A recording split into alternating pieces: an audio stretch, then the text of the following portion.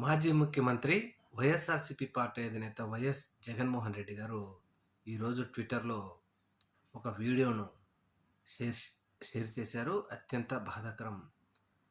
పాడేరులోని ముల్లుమట్ట గ్రామానికి చెందినటువంటి ఒక మహిళ, నిండు గర్భిణీ మహిళ 108 అంబులెన్స్ రావడం ఆలస్యం అవడంతో తన సమీప బంధువులందరూ ఆటోలో తీసుకెళ్తూ ఉంటే ఆటోలోనే ప్రసవించినటువంటి ఆ మహిళ వైద్యం సరిగా అందక ఆ శిశువు మరణించింది.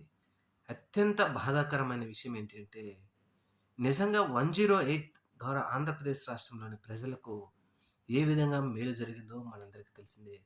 ఈ విషయాన్ని మొత్తాన్ని చర్చకు తీసుకొచ్చినటువంటి జగన్మోహన్ రెడ్డి గారు ఆంధ్రప్రదేశ్ రాష్ట్రంలో కుయ్ కుయ్ కుయ్ అన్నటువంటి ఆరోగ్యశ్రీ మోగబోయింది.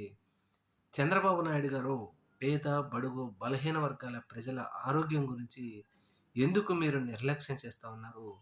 ఆరోగ్యశ్రీని మీరు ఎందుకు ఆపివేయవలసి వచ్చిందంటూ ప్రశ్నించారు జగన్మోహన్ రెడ్డి గారు.